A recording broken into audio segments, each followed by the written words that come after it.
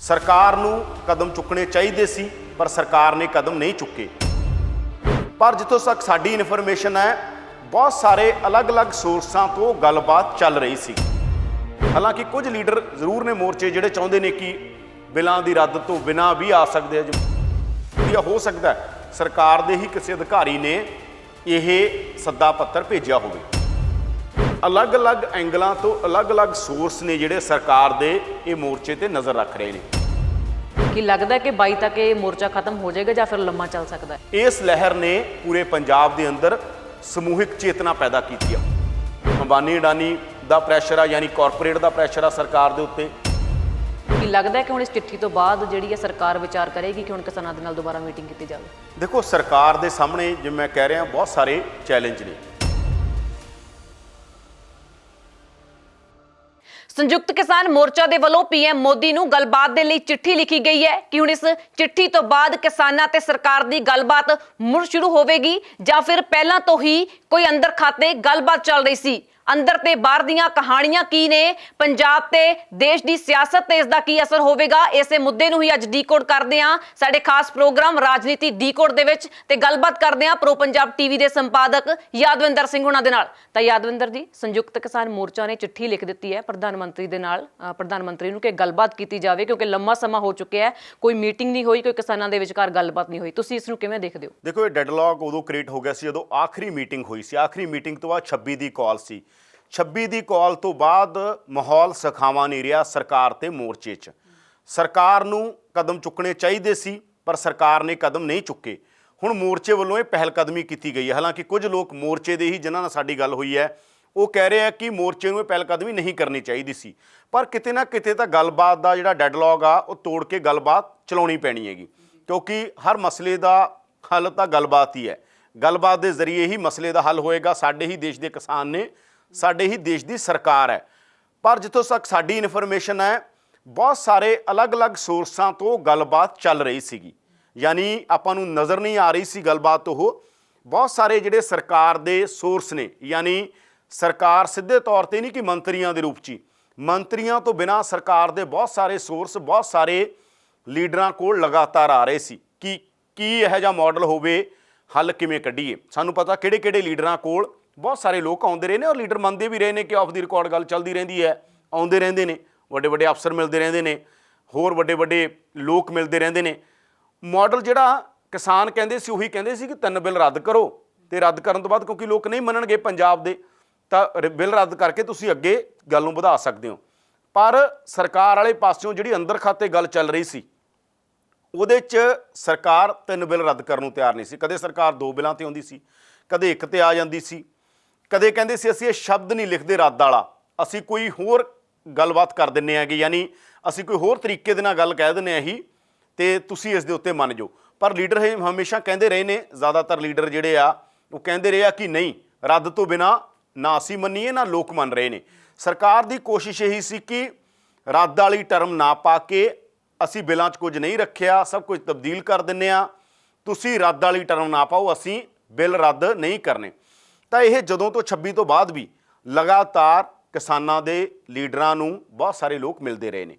ਉਹਨਾਂ ਦੇ ਅੰਦਰ ਸਰਕਾਰ ਦੇ ਬੰਦੇ ਵੀ ਸੀ ਅਤੇ ਗੈਰ ਸਰਕਾਰੀ ਵੀ, ਯਾਨੀ ਸਰਕਾਰ ਵੱਲੋਂ ਹੀ ਗੈਰ ਸਰਕਾਰੀ ਲੋਕਾਂ ਨੇ ਵੀ ਵੱਖ-ਵੱਖ ਥਾਵਾਂ 'ਤੇ ਅਪਰੋਚ ਕੀਤੀ ਹੈਗੀ, ਪਰ ਗੱਲ ਨਹੀਂ ਬਣੀ। ਅਤੇ ਕਿਉਂਕਿ ਲੀਡਰ ਵਾਰ-ਵਾਰ ਇੱਕੋ ਗੱਲ ਕਹਿੰਦੇ ਸੀ ਕਿ ਲੋਕ ਕੀ ਚਾਹੁੰਦੇ ਨੇ ਤੁਹਾਨੂੰ ਪਤਾ, ਜੋ ਲੋਕ ਚਾਹੁੰਦੇ ਨੇ ਅਸੀਂ ਤਾਂ ਉਹੀ ਲੋਕਾਂ ਦੇ ਨਾਲ ਖੜ੍ਹੇ ਹਾਂ, ਅਸੀਂ ਉਹੀ ਕਰਨਾ। ਹਾਲਾਂਕਿ ਕੁਝ ਲੀਡਰ ਜ਼ਰੂਰ ਨੇ ਮੋਰਚੇ ਜਿਹੜੇ ਚਾਹੁੰਦੇ ਨੇ ਕਿ ਬਿੱਲਾਂ ਦੀ ਰੱਦ ਤੋਂ ਬਿਨਾਂ ਵੀ ਆ ਸਕਦੇ ਆ, ਜਿਵੇਂ ਸਰਜੀਤ ਫੂਲ ਹੋਰਾਂ ਨੇ ਕਿਹਾ ਸੀ ਕਿ 2-3 ਜਥੇਬੰਦੀਆਂ ਨੇ ਜਿਹੜੀਆਂ ਚਾਹੁੰਦੀਆਂ ਨੇ ਕਿ ਬਿੱਲਾਂ ਤੋਂ, ਇਹ ਤਾਂ ਆਪਾਂ ਨੂੰ ਪਹਿਲਾਂ ਵੀ ਪਤਾ ਕਿ ਜਦੋਂ ਮਤਾ ਪਿਆ ਸੀਗਾ ਕਿ ਭਾਈ ਬਿੱਲ ਰੱਦ ਜਾਂ ਕੋਈ ਹੋਰ ਸਮਝੌਤਾ ਹੋ ਸਕਦਾ, ਤਾਂ ਉਹ 'ਚ ਕਈ ਜਥੇਬੰਦੀਆਂ ਸੀ ਜਿਹੜੀਆਂ ਕਹਿੰਦੀਆਂ ਸੀ ਬਿੱਲ ਰੱਦ ਤੋਂ ਬਿਨਾਂ ਵੀ ਬਿੱਲ ਰੱਦ ਨਹੀਂ ਹੁੰਦੇ, ਬਿੱਲ ਰੱਦ ਤੋਂ ਬਿਨਾਂ ਵੀ ਆਪਾਂ ਕੋਈ ਰਾਹ ਕੱਢ ਕੇ ਪੰਜਾਬ ਵਾਪਸ ਜਾ ਸਕਦੇ ਹਾਂ। ਕੁਝ ਲੋਕਾਂ ਦਾ ਇਹ ਵੀ ਤਰਕ ਸੀ ਕਿ ਜਿਸ ਤਰੀਕੇ ਨਾਲ ਪੰਜਾਬ ਜਾਗਿਆ, ਜਿਸ ਤਰੀਕੇ ਨਾਲ ਇੱਕ ਚੜ੍ਹਦੀ ਕਲਾ ਦਾ ਸੁਨੇਹਾ ਗਿਆ ਇਸ ਮੋਰਚੇ 'ਚੋਂ, ਉਸੇ ਚੜ੍ਹਦੀ ਕਲਾ ਨਾਲ ਸਾਨੂੰ ਪੰਜਾਬ ਜਾਣਾ ਚਾਹੀਦਾ ਅਤੇ ਸਾਨੂੰ ਕੋਈ ਨਾ ਕੋਈ ਰਾਹ ਕੱਢਣਾ ਚਾਹੀਦਾ।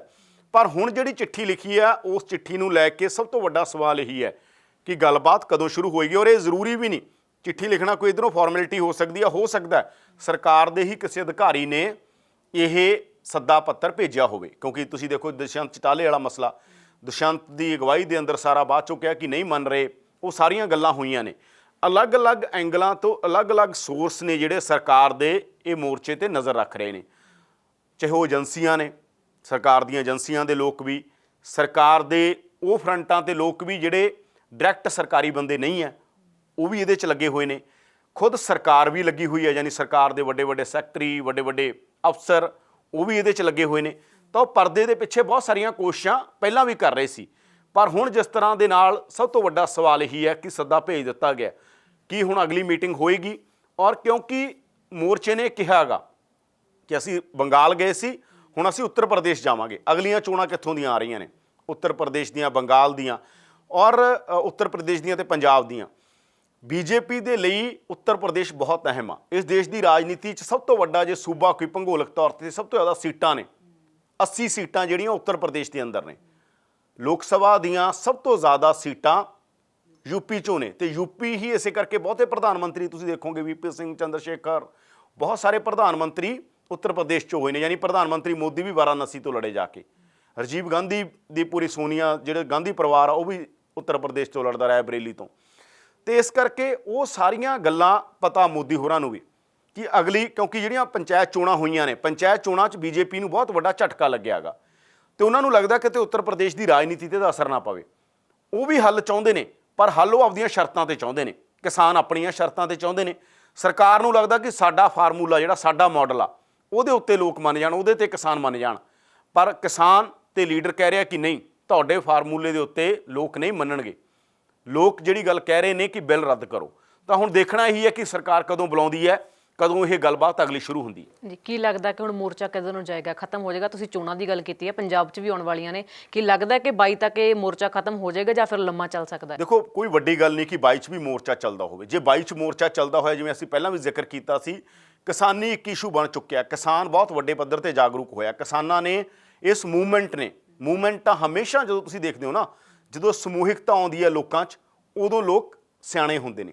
ਜਦੋਂ ਸਮੂਹਿਕ ਤੌਰ ਤੇ ਚੇਤਨਾ ਆਉਂਦੀ ਹੈ, ਸਮੂਹਿਕ ਚੇਤਨਾ ਪੰਜਾਬ ਦੀ, ਜਦੋਂ ਕੋਈ ਇੰਡੀਵਿਜੂਅਲ ਚੀਜ਼ਾਂ ਹੁੰਦੀਆਂ ਨੇ, ਕੋਈ ਵਿਅਕਤੀ ਹੁੰਦਾ, ਉਹ ਇੱਕ ਅਲੱਗ ਗੱਲ ਹੁੰਦੀ ਹੈ। ਜਦੋਂ ਵੀ ਪੰਜਾਬ ਸਮੂਹਿਕ ਚੇਤਨਾ ਆਈ ਹੈ, ਤੁਸੀਂ ਕੋਈ ਮਰਜ਼ੀ ਦੌਰ ਚੱਕ ਲਓ, ਗੁਰੂ ਨਾਨਕ ਸਾਹਿਬ ਦਾ ਦੌਰ ਯਾਦ ਕਰੋ। ਗੁਰੂ ਨਾਨਕ ਸਾਹਿਬ ਇੱਕ ਸਮੂਹਿਕ ਚੇਤਨਾ ਲੈ ਕੇ ਆਏ। ਬਾਬਾ ਬੰਦਾ ਸਿੰਘ ਬਹਾਦਰ ਦਾ ਦੌਰ ਯਾਦ ਕਰੋ, ਇੱਕ ਸਮੂਹਿਕ ਚੇਤਨਾ ਆਈ। ਮਿਸਲਾਂ ਦਾ ਦੌਰ ਯਾਦ ਕਰੋ। ਜਦੋਂ ਸਮੂਹਿਕਤਾ ਦੀ ਗੱਲ ਹੋਈ ਤਾਂ ਸਮੂਹਿਕਤਾ ਨੇ ਇੱਕ ਪੂਰੇ ਪੰਜਾਬ ਦੇ ਅੰਦਰ ਚੇਤਨਾ ਪੈਦਾ ਕੀਤੀ। ਇਸ ਲਹਿਰ ਨੇ ਪੂਰੇ ਪੰਜਾਬ ਦੇ ਅੰਦਰ ਸਮੂਹਿਕ ਚੇਤਨਾ ਪੈਦਾ ਕੀਤੀ ਹੈ। ਉਹ ਸਮੂਹਿਕ ਚੇਤਨਾ ਦਾ ਅਸਰ 101% ਰਾਜਨੀਤੀ ਦੇ ਉੱਤੇ ਪਏਗਾ, ਕਿਉਂਕਿ ਉਹ ਰਾਜਨੀਤੀ ਤੋਂ ਟੁੱਟ ਥੋੜੀ ਨੇ, ਰਾਜਨੀਤੀ ਦੇ ਨਾਲ ਜੁੜੇ ਹੋਏ ਨੇ ਉਹ। ਤਾਂ ਰਾਜਨੀਤੀ ਪਾਰਟੀਆਂ ਨੂੰ ਵੀ ਪਤਾ, ਰਾਜਨੀਤਿਕ ਪਾਰਟੀਆਂ ਨੂੰ ਔਰ ਲੀਡਰਾਂ ਨੂੰ ਵੀ ਪਤਾ, ਔਰ ਰਾਜਨੀਤੀ ਕਰਨ ਵਾਲੇ ਲੋਕਾਂ ਨੂੰ ਵੀ ਪਤਾ ਹੈ ਕਿ ਇਹਦਾ ਅਸਰ ਕੀ ਹੋਏਗਾ। ਤਾਂ ਬੀਜੇਪੀ ਵੀ ਜੇ ਪੰਜਾਬ ਦੇ ਅੰਦਰ ਆਏਗੀ, 2022 ਦੀਆਂ ਚੋਣਾਂ ਜਿਸ ਤਰੀਕੇ ਨਾਲ ਸਾਰੀਆਂ ਗੇਮਾਂ ਬੀਜੇਪੀ ਖੜੀ ਕਰ ਰਹੀ ਹੈ, ਉਹਦੇ 'ਚ ਚੋਣਾਂ 'ਚ ਆਉਣ ਤੋਂ ਪਹਿਲਾਂ ਕੋਈ ਨਾ ਕੋਈ ਸਮਝੌਤਾ ਬੀਜੇਪੀ ਚਾਹੇਗੀ ਕਿ ਇੰਨਾ ਵੱਡਾ ਸੈਕਸ਼ਨ, ਜਿਵੇਂ ਮੈਂ ਕਹਿੰਦਾ 33% ਲੋਕ ਨੇ ਜਿਹੜੇ ਡਾਇਰੈਕਟ ਤੇ ਇਨਡਾਇਰੈਕਟ ਤਰੀਕੇ ਦੇ ਨਾਲ ਖੇਤੀਬਾੜੀ ਤੇ ਨਿਰਭਰ ਨੇ, ਜਿਹੜੇ ਡਾਇਰੈਕਟਲੀ ਜੁੜੇ ਹੋਏ ਨੇ। 33% ਨੇ ਅੱਗੇ ਹੋਰਾਂ ਨੂੰ ਵੀ ਪ੍ਰਭਾਵਿਤ ਕਰਨਾ। ਤਾਂ ਬੀਜੇਪੀ ਵੀ ਚਾਹੇਗੀ ਕਿ ਚੋਣਾਂ ਤੋਂ ਪਹਿਲਾਂ ਹੋ ਜੇ। ਪਰ ਕੋਈ ਵੱਡੀ ਗੱਲ ਨਹੀਂ ਕਿ ਜੇ ਨਹੀਂ ਮੰਨਦੇ, ਕਿਸਾਨ ਇਸ ਗੱਲ ਦੇ ਲਈ ਤਿਆਰ ਨੇ। ਪਿੰਡਾਂ 'ਚ ਹੋਕੇ ਲੱਗ ਚੁੱਕੇ ਨੇ, ਪਿੰਡਾਂ 'ਚੋਂ ਪੈਸੇ ਦਿੱਤੇ ਜਾ ਰਹੇ ਨੇ ਲੋਕਾਂ ਵੱਲੋਂ। ਪਿੰਡਾਂ 'ਚ ਇੱਕ ਪੂਰੀ ਦੀ ਪੂਰੀ ਜਾਗਰੂਕਤਾ ਆਈ ਹੋਈ ਹੈ ਕਿ ਨਹੀਂ, ਅਸੀਂ ਖੜੇ ਹਾਂ, ਤੁਸੀਂ ਮੋਰਚਾ ਲੜੋ। ਇਹ ਸਾਰੇ ਪਿੰਡਾਂ ਦੇ ਅੰਦਰ ਲੋਕ ਡਟੇ ਹੋਏ ਨੇ ਪੂਰਾ। ਤੇ ਹੁਣ ਦੁਬਾਰਾ ਫਿਰ ਆ ਝੋਨੇ ਦੀ ਬਿਜਾਈ ਹੋ ਜਾਣੀ ਹੈਗੀ, ਤੇ ਕਣਕ ਵੱਢਣ ਤੋਂ ਬਾਅਦ ਹੁਣ ਵਿਹਲੇ ਨੇ। ਫਿਰ ਕਿਸਾਨ ਲਗਾਤਾਰ ਤਿਆਰ ਨੇ ਔਰ ਜਾ ਵੀ ਰਹੇ ਨੇ। ਔਰ ਸਭ ਤੋਂ ਵੱਡੀ ਗੱਲ, ਵੱਡੇ ਲੀਡਰ ਜਿਹੜੇ ਕਹਿੰਦੇ ਨੇ ਆਫ ਦੀ ਰਿਕਾਰਡ, ਜਿਹੜੇ ਬੀਜੇਪੀ ਦੇ ਵੀ ਨੇ, ਯਾਰ ਇੰਨੇ ਲੰਬੇ ਸਮੇਂ 'ਚ ਇੰਨੇ ਲੋਕ ਬੈਠੇ ਰਹਿਣ, ਅਜੇ ਵੀ ਲੋਕ ਬੈਠੇ ਆ ਨਾ ਬਾਰਡਰਾਂ ਤੇ, ਐਂ ਕੋਈ ਬਹਿੰਦਾ ਨਹੀਂ ਹੁੰਦਾ ਪੰਜਾਬ ਦੇ ਅੰਦਰ। ਇਹ ਬਹੁਤ ਉਹੀ ਹੈਗਾ ਕਿ ਜਦੋਂ ਆਪਾਂ ਜ਼ਿਕਰ ਕਰਦੇ ਹਾਂ ਚਾਚਾ ਅਜੀਤ ਸਿੰਘ ਵਾਲੀ ਜਿਹੜੀ ਲਹਿਰ ਸੀ, ਪਗੜੀ ਸੰਭਾਲ ਜੱਟਾ, ਉਹਦੇ ਤੋਂ ਬਾਅਦ ਇਹ ਪਹਿਲੀ ਵਾਰ ਇਸ ਤਰ੍ਹਾਂ ਦੀ ਐਡੀ ਮਹਾਨ ਮੂਵਮੈਂਟ, ਐਡੀ ਇਤਿਹਾਸਕ ਮੂਵਮੈਂਟ ਪੰਜਾਬ ਦੇ ਅੰਦਰ ਹੋ ਰਹੀ ਹੈ। ਇਸ ਗੱਲ ਨੂੰ ਚੰਗੀ ਤਰ੍ਹਾਂ ਏਜੰਸੀਆਂ ਵੀ ਜਾਣਦੀਆਂ ਨੇ, ਉਹਨਾਂ ਦੀ ਸਟੱਡੀ ਸਾਲਾਂ ਦੀ ਹੁੰਦੀ ਹੈ, 500-700 ਸਾਲ ਦੀ। ਇਹ ਲੋਕ ਵੀ, ਸਰਕਾਰਾਂ ਕੋਲ ਵੀ ਸਟੱਡੀ ਹੁੰਦੀ ਹੈ ਕਿ ਕਿਵੇਂ ਕਿਹੜੇ ਅੰਦੋਲਨ, ਪੰਜਾਬ ਦੀ ਸਾਈਕੀ ਕੀ ਹੈਗੀ। ਕਿਉਂਕਿ ਇੱਕ ਪ੍ਰੈਸ਼ਰ ਆ, ਵਰਲਡ ਆਰਡਰ ਇਸ ਤਰ੍ਹਾਂ ਦਾ, ਵਰਲਡ ਦੇ ਅੰਦਰ ਇੱਕ ਮਾਡਲ ਤਿਆਰ ਹੋ ਰਿਹਾ। ਅੰਬਾਨੀ ਅਡਾਨੀ ਦਾ ਪ੍ਰੈਸ਼ਰ ਆ, ਯਾਨੀ ਕਾਰਪੋਰੇਟ ਦਾ ਪ੍ਰੈਸ਼ਰ ਆ ਸਰਕਾਰ ਦੇ ਉੱਤੇ। ਇਸ ਕਰਕੇ ਸਰਕਾਰ ਇਹ ਸਾਰਾ ਕੁਝ ਕਰ ਰਹੀ ਹੈ। ਪਤਾ ਸਰਕਾਰ ਨੂੰ ਵੀ ਹੈ ਕਿ ਇਕੱਲਾ ਮਸਲਾ ਵੋਟਾਂ ਦਾ ਨਹੀਂ ਹੈ। ਪੰਜਾਬ ਦੀ ਧਰਤੀ ਇੱਕ ਬਾਰਡਰ ਏਰੀਆ, ਪੰਜਾਬ ਬਾਰਡਰ ਲੱਗਦਾ ਪਾਕਿਸਤਾਨ ਦੇ ਨਾਲ। ਇਹ ਗੱਲਾਂ ਸਭ ਉੱਥੋਂ ਦੀ ਸਰਕਾਰ ਨੂੰ ਵੀ ਪਤਾ ਕਿ ਅਸੀਂ ਲੋਕਾਂ 'ਚ ਕਦੇ ਇੰਨੀ ਨਿਰਾਸ਼ਾ ਨਹੀਂ ਲੈ ਕੇ ਆਉਣੀ ਹੈ ਲੋਕਾਂ ਦੇ ਅੰਦਰ। ਖਾਸ ਤੌਰ ਦੇ ਉੱਤੇ ਸਿੱਖ ਜਿੰਨੇ ਆਰਮੀ 'ਚ ਨੇ, ਜਿੰਨੇ ਉਹ ਤੁਸੀਂ ਫਸਟ ਵਰਲਡ ਵਾਰ ਤੋਂ ਲੈ ਕੇ ਦੇਖੋਗੇ, second world war, first world war, ਔਰ ਜਿੰਨੀਆਂ ਜੰਗਾਂ ਹੋਈਆਂ, ਸਿੱਖਾਂ ਦਾ ਕਿੱਡਾ ਵੱਡਾ ਕੰਟਰੀਬਿਊਸ਼ਨ ਆ। ਤਾਂ ਉਹ ਕਦੇ ਵੀ ਇੰਨਾ ਨਾਰਾਜ਼ਗੀ ਉਸ ਲੈਵਲ ਤੇ ਵੀ ਨਹੀਂ ਉਹ ਛੇੜਨਾ ਚਾਹੁੰਦੇ। ਪਰ ਮਸਲਾ ਇਹੀ ਹੈਗਾ ਕਿਉਂਕਿ ਉਹਨਾਂ ਨੂੰ ਵੀ ਇਹ ਲੱਗਦਾ ਕਿ ਵਰਲਡ ਬੈਂਕ ਕੀ ਕਹਿ ਰਿਹਾ ਹੈਗਾ, IMF ਕੀ ਕਹਿ ਰਿਹਾ ਹੈਗਾ, ਔਰ ਸਾਰੀਆਂ ਉਹ ਵਰਲਡ ਟ੍ਰੇਡ ਆਰਗੇਨਾਈਜੇਸ਼ਨ ਕੀ ਕਹਿ ਰਹੀ ਹੈ। ਉਹ ਵਰਲਡ ਆਰਡਰ ਦੇ ਅੰਦਰ ਉਹਨੂੰ ਪਤਾ ਕਿ ਐਂ ਚੱਲਦੀ ਆ ਪੋਲਿਟਿਕਸ। ਤਾਂ ਸਰਕਾਰਾਂ ਦੇ ਉੱਤੇ ਉਹਨਾਂ ਦਾ ਪ੍ਰੈਸ਼ਰ ਆ, ਇੱਧਰੋਂ ਲੋਕਾਂ ਦਾ ਪ੍ਰੈਸ਼ਰ ਆ। ਵੈਸੇ ਤਾਂ ਸਰਕਾਰਾਂ ਨੂੰ ਲੋਕਾਂ, ਕਿਉਂਕਿ ਸਰਕਾਰਾਂ ਨੂੰ ਲੋਕ ਚੁਣਦੇ ਨੇ, WTO ਤਾਂ ਨਹੀਂ ਚੁਣਦੇ, IMF ਤਾਂ ਨਹੀਂ ਚੁਣਦਾ, ਤਾਂ ਲੋਕਾਂ ਦੀ ਮੰਨਣੀ ਚਾਹੀਦੀ ਆ। ਪਰ ਕਿਉਂਕਿ ਗੱਲ ਸਾਰੀ ਉੱਥੇ ਫਸੀ, ਉਹਨਾਂ ਨੂੰ ਲੱਗਦਾ ਜੇ ਰੱਦ ਕਰਾਂਗੇ ਤਾਂ ਸਾਡੇ ਉੱਤੇ ਫਿਰ ਜਿਹੜੀ ਫੰਡਿੰਗ ਹੋਣੀ ਆ ਸਾਰੀ, ਅਸਲ 'ਚ ਕੀ ਆ ਕਹਾਣੀ, ਫੰਡਿੰਗ ਹੁੰਦੀ ਆ। ਇਹ ਜਿਹੜੀਆਂ ਵੱਡੀਆਂ ਸੰਸਥਾਵਾਂ ਨੇ, ਵਿਸ਼ਵ ਬੈਂਕ, IMF ਜਾਂ WTO, ਇਹ ਬਹੁਤ ਵੱਡੇ ਪੱਧਰ ਦੇ ਉੱਤੇ ਇੱਕ ਫੰਡਿੰਗ ਕਰਦੀਆਂ ਨੇ। ਉਹ ਕਹਿੰਦੀਆਂ ਨੇ ਕਿ ਇਸ ਤਰ੍ਹਾਂ ਦੀ ਗੱਲ ਕਰੋ ਜਿਸ ਤਰ੍ਹਾਂ ਦੀ ਅਸੀਂ ਚਾਹੁੰਦੇ ਆਂਗੇ, ਜਿਹਨੂੰ ਰਿਫਾਰਮ ਕਹਿੰਦੇ ਨੇ, ਸੁਧਾਰ ਕਹਿੰਦੇ ਨੇ, ਕਿ ਸੁਧਾਰ ਨੇ, ਖੇਤੀ ਸੁਧਾਰ ਨੇ। ਤੇ ਉਹਨਾਂ ਦੇ ਨਾਂ ਦੇ ਉੱਤੇ ਉਹ, ਚਾਹੇ ਜਦੋਂ ਆਪਾਂ ਗਲੋਬਲਾਈਜੇਸ਼ਨ ਦੀ ਗੱਲ ਕਰਦੇ ਹਾਂ, ਵਿਸ਼ਵੀਕਰਨ ਦੀ ਗੱਲ ਹੁੰਦੀ, ਆਲਮੀਕਰਨ ਦੀ ਗੱਲ ਹੁੰਦੀ ਆ, ਉਹ ਵੀ ਉਹੀ ਮਾਡਲ ਹੈ ਕਿ ਤੁਸੀਂ ਸਾਡੇ ਮੁਤਾਬਕ ਚੱਲੋ, ਅਸੀਂ ਤੁਹਾਨੂੰ ਫਿਰ ਪੈਸੇ ਦੇਵਾਂਗੇ। ਤੁਸੀਂ ਇਕਨੋਮੀ ਨੂੰ, ਆਰਥਿਕਤਾ ਨੂੰ ਸਾਡੇ ਮੁਤਾਬਕ ਚਲਾਓ। ਸਾਡਾ ਇੱਕ ਮਾਡਲ ਹੈ ਪੂਰੀ ਦੁਨੀਆ ਦੇ ਅੰਦਰ ਕਿ ਐਗਰੀਕਲਚਰ 'ਚ ਕਿੰਨੇ ਲੋਕ ਰਹਿਣ ਤੇ ਐਗਰੀਕਲਚਰ ਨੂੰ ਵੱਡੇ ਪੱਧਰ ਦੇ ਉੱਤੇ ਕੀਤਾ ਜਾਵੇ, ਛੋਟੇ ਕਿਸਾਨ ਉਹ 'ਚੋਂ ਖਤਮ ਹੋ ਜਾਣ। ਛੋਟੇ ਲੋਕ ਹਰ ਥਾਂ ਤੋਂ ਖਤਮ ਕੀਤੇ ਗਏ। ਬਿਜ਼ਨਸ 'ਚ ਦੇਖ ਲਓ, ਪੂਰਾ ਯੂਰਪ ਦੇਖ ਲਓ, ਪੂਰਾ ਪੱਛਮ ਦੇਖ ਲਓ, ਬਾਕੀ ਮੁਲਕ ਜਿਨ੍ਹਾਂ ਨੂੰ ਵਿਕਸਿਤ ਮੁਲਕ ਕਿਹਾ ਜਾਂਦਾ ਗਾ। ਪਰ ਸਾਡਾ ਮੁਲਕ ਕਿਉਂਕਿ ਡਿਵਰਸਿਟੀ ਬਹੁਤ ਹੈ, ਇੱਥੇ ਹਰ ਚੀਜ਼ ਦੀ ਇੱਕ ਰੈਜ਼ਿਸਟੈਂਸ ਬਹੁਤ ਹੁੰਦੀ ਹੈ।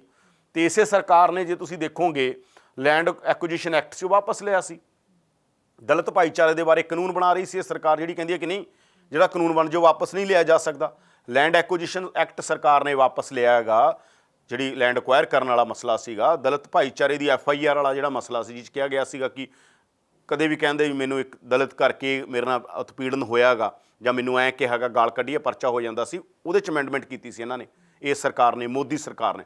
ਪੂਰੇ ਦੇਸ਼ 'ਚ ਦਲਿਤ ਭਾਈਚਾਰੇ ਨੇ ਵਿਰੋਧ ਕੀਤਾ, ਵਾਪਸ ਲੈ ਲਿਆ ਗਿਆ। ਤਾਂ ਜਦੋਂ ਕਿਸਾਨ ਕਹਿ ਰਹੇ ਨੇ, ਤੁਸੀਂ ਕਹਿੰਦੇ ਹੋ ਕਿ ਨਹੀਂ, ਇਹ ਤਾਂ ਹੋ ਨਹੀਂ ਸਕਦਾ, ਕਿਉਂਕਿ ਤੁਹਾਨੂੰ ਇਹ ਲੱਗਦਾ ਕਿ ਸ਼ਾਇਦ ਇਹਦਾ ਰਾਜਨੀਤੀ 'ਤੇ ਅਸਰ ਨਹੀਂ ਪਏਗਾ। ਜਦੋਂ ਹੋਰ ਪਏਗਾ, ਹੁਣ ਪਿਆ, ਉਹਨਾਂ ਨੂੰ ਪਤਾ ਬੰਗਾਲ 'ਚ ਪਿਆ, ਹੋਰ ਥਾਵਾਂ ਦੇ ਉੱਤੇ ਪਿਆ, ਤਾਂ ਦੇਖਦੇ ਆ ਹੁਣ ਅੱਗੇ ਕੀ ਫੈਸਲਾ ਲੈਂਦੇ ਆ। ਪਰ ਉਹਨਾਂ ਨੂੰ ਵਰਲਡ ਆਰਡਰ ਦੇ ਨਾਲ ਚੱਲਣ ਦੀ ਆਦਤ ਆ। ਤੇ ਕਿਸਾਨ ਕਹਿ ਰਹੇ ਆ, ਜਾਂ ਸਾਡੇ ਲੀਡਰ ਕਹਿ ਰਹੇ ਆ, ਜਾਂ ਸਾਡੇ ਲੋਕ ਕਹਿ ਰਹੇ ਆ, ਸਾਨੂੰ ਉਹ ਗੁਰੂ ਨਾਨਕ ਦੇ ਰਾਹ ਨਾਲ, ਜਿਹੜਾ ਸਾਂਝੀਵਾਲਤਾ ਦਾ ਰਾਹ, ਜਿਹ 'ਚ ਛੋਟਾ ਬੰਦਾ ਵੀ ਉਨੀ ਇੰਪੋਰਟੈਂਸ ਹੈ। ਇੱਥੇ ਕਿਸੇ ਕੀੜੀ ਦੀ ਵੀ ਉਨੀ ਇੰਪੋਰਟੈਂਸ ਹੈ ਜਿੰਨੀ ਹਾਥੀ ਦੀ ਹੈਗੀ। ਇਹ ਨਹੀਂਗਾ ਕਿ ਕੀੜੀ ਨਹੀਂ ਰਹੇਗੀ ਤੇ ਹਾਥੀ ਰਹੇਗਾ। ਕੀੜੀ ਦਾ ਵੀ ਉਨੇ ਅਧਿਕਾਰ ਆ, ਕੀੜੀ ਨੂੰ ਵੀ ਕੁਦਰਤ ਨੇ, ਪਰਮਾਤਮਾ ਨੇ ਜੀਵਨ ਦਿੱਤਾ, ਤੇ ਹਾਥੀ ਨੂੰ ਵੀ। ਇਹ ਨਹੀਂਗਾ ਕਿ ਤੁਸੀਂ ਹਾਥੀ ਵਾਂਗੂ ਕਹੋਗੇ ਕਿ ਇੱਥੇ ਤਾਂ ਰਹਿਣਗੇ ਜੀ, ਬਾਕੀ ਨਹੀਂ ਰਹਿਣਗੇ। ਤਾਂ ਜਿਹੜਾ ਉਹ ਮਾਡਲ ਦੀ ਗੱਲ ਕਰ ਰਿਹਾ ਮੈਂ ਸਮਝਾਉਣ ਦੇ ਲਈ, ਕਿ ਵੱਡੇ ਕਿਸਾਨ ਰਹਿਣਗੇ, ਵੱਡੇ ਉਹ ਸਾਰੀਆਂ ਮਾਲ ਖੁੱਲ੍ਹ ਜਾਣਗੇ, ਵੱਡੀਆਂ ਲੈਂਡ ਹੋਲਡਿੰਗ ਹੋ ਜਾਣੀਆਂ, ਇਹ ਮਾਡਲ ਆ। ਤੇ ਇਹਦਾ ਵਿਰੋਧ ਕਿਸਾਨ ਲਗਾਤਾਰ ਕਰ ਰਹੇ ਨੇ। ਇਹ ਸੌਖੀ ਗੱਲ ਨਹੀਂ। ਉਹ ਇਹ ਵੀ ਵੱਡੀ ਗੱਲ ਹੈ ਕਿ ਬਹੁਤ ਲੰਮਾ ਸਮਾਂ ਹੋ ਗਿਆ, 6 ਮਹੀਨੇ ਹੋਣ ਵਾਲੇ ਨੇ, 26 ਮਈ ਨੂੰ, ਤੇ ਕਿਸਾਨ ਅੜ ਕੇ ਬੈਠੇ ਨੇ, ਤੇ ਸਰਕਾਰ ਵੀ ਵਜੇਦੇ ਆ ਕਿ ਖੇਤੀ ਕਾਨੂੰਨ ਰੱਦ ਨਹੀਂ ਹੋਣੇ। ਕੀ ਲੱਗਦਾ ਹੈ ਕਿ ਹੁਣ ਇਸ ਚਿੱਠੀ ਤੋਂ ਬਾਅਦ ਜਿਹੜੀ ਹੈ ਸਰਕਾਰ ਵਿਚਾਰ ਕਰੇਗੀ ਕਿ ਹੁਣ ਕਿਸਾਨਾਂ ਦੇ ਨਾਲ ਦੁਬਾਰਾ ਮੀਟਿੰਗ ਕੀਤੀ ਜਾਵੇ? ਦੇਖੋ, ਸਰਕਾਰ ਦੇ ਸਾਹਮਣੇ, ਜਿਵੇਂ ਮੈਂ ਕਹਿ ਰਿਹਾ, ਬਹੁਤ ਸਾਰੇ ਚੈਲੰਜ ਨੇ। ਜੀਓ ਪੋਲੀਟਿਕਸ ਵੀ ਆਪਾਂ ਦੇਖੋ, ਪੂਰੇ ਇੰਟਰਨੈਸ਼ਨਲ ਪੋਲੀਟਿਕਸ 'ਚ ਕੀ ਹੋ ਰਿਹਾ ਇਸ ਟਾਈਮ, ਕੌਮਾਂਤਰੀ ਪੱਧਰ ਦੇ ਉੱਤੇ ਰਾਜਨੀਤੀ ਕੀ ਹੋ ਰਹੀ ਹੈ। ਦੇਸ਼ ਦੀ ਰਾਜਨੀਤੀ ਇਕੱਲੀ ਅਹਿਮ ਨਹੀਂ ਹੁੰਦੀ। ਜੇ ਮੋਦੀ ਸਰਕਾਰ ਇਹ ਕਹਿ ਰਹੀ ਹੈ ਕਿ ਅਸੀਂ ਇੱਕ ਚੈਨਲ ਲੈ ਕੇ ਆਵਾਂਗੇ ਜਿਹੜਾ ਸਾਡੀ ਇੰਟਰਨੈਸ਼ਨਲੀ ਖਬਰ ਨੂੰ ਰੱਖੇ, ਯਾਨੀ ਅੰਤਰਰਾਸ਼ਟਰੀ ਤੌਰ ਤੇ ਭਾਰਤ ਕੀ ਸੋਚ ਰਿਹਾ, ਇੱਕ ਚੈਨਲ ਲਾਂਚ ਕਰਨ ਦੀ ਗੱਲ ਚੱਲ ਰਹੀ ਹੈ। ਤੇ ਇਹਦਾ ਮਤਲਬ ਕੀ ਹੈ ਕਿ ਕੌਮਾਂਤਰੀ ਰਾਜਨੀਤੀ ਦਾ ਅਸਰ, ਕੌਮਾਂਤਰੀ ਤੌਰ ਦੇ ਉੱਤੇ ਜਿਹੜੀਆਂ ਚਰਚਾਵਾਂ ਤੁਹਾਡੇ ਮੁਲਕ ਬਾਰੇ ਹੁੰਦੀਆਂ ਨੇ, ਉਹਦਾ ਅਸਰ ਦੇਸ਼ ਦੀ ਰਾਜਨੀਤੀ ਦੇ ਉੱਤੇ ਪੈਂਦਾ। ਟਾਈਮਜ਼ ਵਰਗਾ ਮੈਗਜ਼ੀਨ, ਜਿਹੜਾ ਮੋਦੀ ਨੂੰ ਕਦੇ ਬਹੁਤ ਵੱਡਾ ਦਿਖਾ ਰਿਹਾ ਸੀ, ਉਹੀ ਟਾਈਮਜ਼ ਮੈਗਜ਼ੀਨ ਕਿਸਾਨਾਂ ਨੂੰ ਫਰੰਟ ਪੇਜ ਦੇ ਉੱਤੇ ਛਾਪਦਾ। ਇਹਨਾਂ ਗੱਲਾਂ ਦਾ ਅਸਰ ਪੈ ਰਿਹਾ ਗਾ ਸਰਕਾਰ ਦੇ ਉੱਤੇ। ਕੌਮਾਂਤਰੀ ਰਾਜਨੀਤੀ ਬਦਲ ਰਹੀ ਹੈਗੀ। ਰੂਸ ਆਪਣੇ ਤਰੀਕੇ ਨਾਲ ਸੋਚ ਰਿਹਾ। ਤੁਸੀਂ ਦੇਖੋ, ਰੂਸ ਨੇ ਹੁਣ ਕਿਹਾ ਗਾ ਇਜ਼ਰਾਈਲ ਵਾਲੇ ਮਸਲੇ ਦੇ ਅੰਦਰ ਵੀ ਚਾਈਨਾ ਇੱਕ ਥ੍ਰੈਟ ਆ ਇੰਡੀਆ ਦੇ ਲਈ।